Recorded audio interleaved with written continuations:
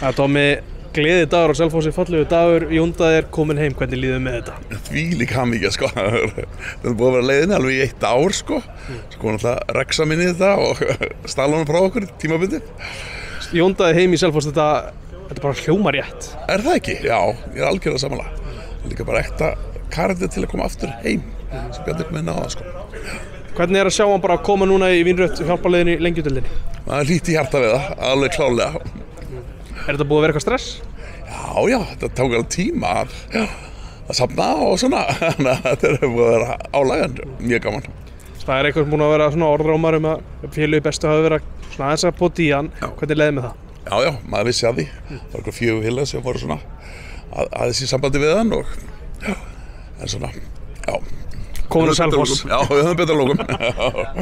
Hvernig bara líður bara með Selfossi í dag, þú veist, eru það að fara að halda ykkur uppi? Já, klárlega. Hann náttúrulega líkilega þáttur í því. Þetta er vítamínsbrautin sem við þurfum. Ég er búin að vera hérna inn á Mar Seafood í dag, þetta er bara, þessi dagur er frábær.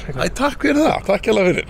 Hafa að gera svona daga skemmtilega. Bara flott umgjörð og hrósa þig.